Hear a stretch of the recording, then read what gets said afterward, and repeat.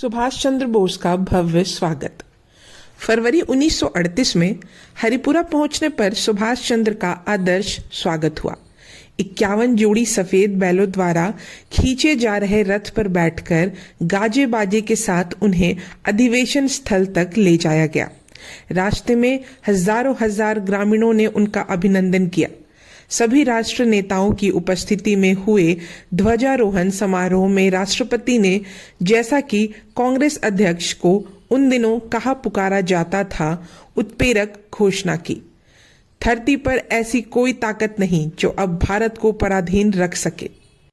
अपने लंबे चौड़े अध्यक्षीय भाषण में, जो कि भावी पीढ़ियों के लिए एक अमूल्य ऐतिहासिक दस्तावेज है, सुभाष चंद्र ने सर्वप्रथम साम्राज्यों के उत्थान पतन तथा साम्राज्यवाद के अंतर विरोधियों के परिप्रेक्ष्य में मानव इतिहास की सर्वतोदर्शी झलक पेश की। उन्होंने कहा कि ब्रिटिश साम्राज्य की आंतरिक विषमताएं अंततः अपने ही खिंचाव से उसे बिखेर देगी।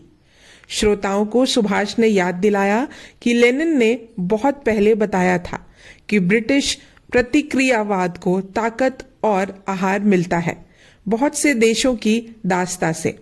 स्पष्ट है, सुभाष चंद्र ने इस बात पर खूब जोर दे रहे थे कि भारतीय जनता का सबसे पहला इतिहास सम्मत कार्य और कर्तव्य होना चाहिए।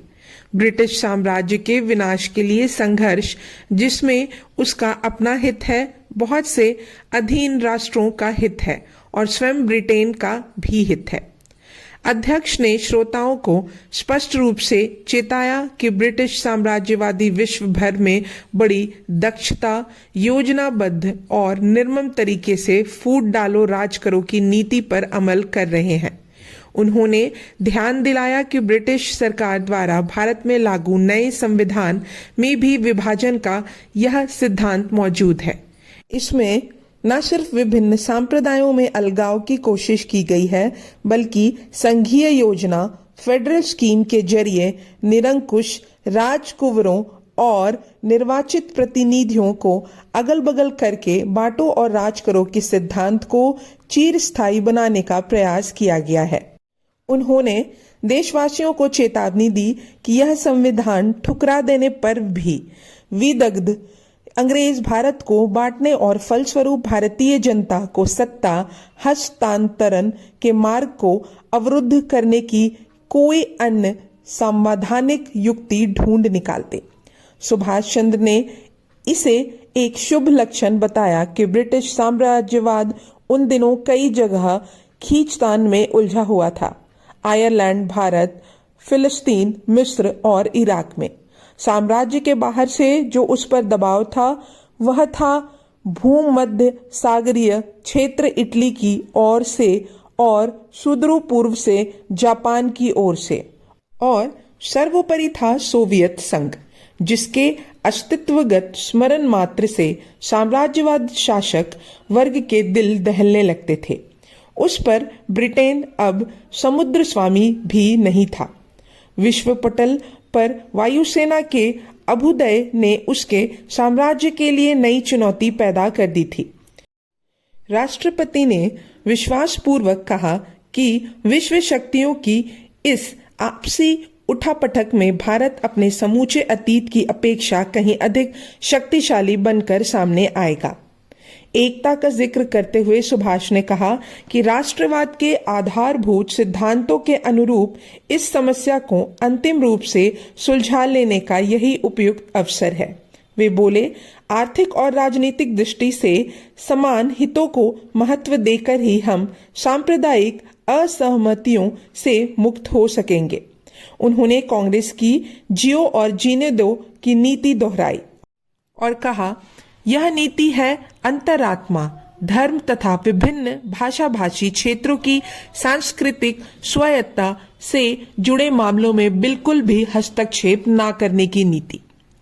राष्ट्र स्वतंत्रता संघर्ष के कांग्रेस के तरीके के बारे में सुभाष चंद्र ने कहा कि यह तरीका सविनय अवज्ञा सहित व्यापकतम अर्थों में सत्याग्रह या अहिंसावादी असहयोग का तरीका होगा। साथ ही उन्होंने जोर देते हुए कहा कि यह तरीका निष्क्रिय प्रतिरोध का तरीका है, लेकिन सत्याग्रह निष्क्रिय प्रतिरोध ही नहीं, सक्रिय प्रतिरोध भी होता है। राष्ट्र आंदोलन के इतिहास में कांग्रेस की भूमिका संबंधी अपनी धारणा सुभाष ने असंदिग्ध शब्दों में व्यक्त की थी। उन्होंने कहा था, जो पार्टी भारत को स्वाधीन कराएगी उसे ही संघर्ष उत्तर काल में संपूर्ण पुनर्निर्माण कार्यक्रम भी पूरा करना होगा। उन्होंने आश्वस्त किया कि कांग्रेस की लोकतांत्रिक बुनियाद भावी भारतीय राष्ट्र को एक दलीय प्रणाली वाला राज्य बनने से रोकेगी और इस बात की भी गारंटी रहेगी कि नेता जनता पर थोपे ना जाए, बल्कि उसी में से चुने जाए। संघर्षोत्तर भारत के पुनर्निर्माण के बारे में राष्ट्रपति ने स्पष्ट शब्दों में घोषणा किया कि निर्धनता, निरक्षरता और रुग्णता के उन्मूलन तथा विज्ञान सम्मत उत्पादन एवं वितरण से जुड़ी मुख्य राष्ट्रीय समस्याएं समाजवादी पद्धति से ही सुलझाई जा सकेंगी। उन्होंने जोर देकर कहा कि हमारी राष्ट्र सरकार का सबसे पहला काम होगा योजना आयोग की स्थापना। योजना का एक हिस्सा होगा तत्कालिक राहत और एक दीर्घकालिक कार्यक्रम का अविलंबनीय लक्ष्य होंगे। पहला, देश को आत्मत्याग के लिए तैयार करना। दूसरा, भारत का एकीकरण। और तीसरा, स्थानीय एवं सांस्कृतिक स्वायत्तता का निश्चयकरण। संभावित विदेशी आक्रमण का सामना कर पाने की दृष्टि से उक्त आधार पर एक शक्तिशाली केंद्रीय सरकार के तत्वाधान में देश को एक सूत्र करना परम आवश्यक है। साथ ही उन्होंने कहा कि हम अल्पसंख्यकों तथा प्रांतों को उदारतापूर्वक सांस्कृतिक एवं प्रशासनिक स्वायत्तता देकर निर्भय बना सकते हैं। राष्ट्र एकता की समुन्नति के लिए सुभाष चंद्र ने आग्रह किया कि रोमन लिपि में लिखी जाने वाली हिंदुस्तानी को भारत की संपर्क भाषा के रूप में विकसित किया जाए और विमान, टेलीफोन, रेडियो, फिल्म, टेलीविजन आदि आधुनिक वैज्ञानिक उपकरणों के उपयोग से भारत के विभिन्न क्षेत्रों में निकटता लाई जाए। स्वतंत्र भारत के दीर्घकालिक कार्यक्रम के बारे में उन्होंने कहा कि हमारी पहली समस्या होगी आए दिन बढ़ती जनसंख्या, क्योंकि अंधाधुंध तरीके से जनसंख्या को बढ़ते जाना हम झेल नहीं पाएंगे। पुनर्निर्माण की दिशा में प्रधान समस्या होगी निर्धनता उन्मूलन की। इसके लिए सुभाष चंद्र ने कहा, जरूरत होगी भूमि संबंधों में आमूल सुधार की, किसानों के कर्जे माफ करने की, ग्रामीण जनता के लिए अल्प ब्याज दर ऋणों के प्रावधान की, सहकारी आंदोलन के प्रसार की और कृषि के आधुनिकीकरण की।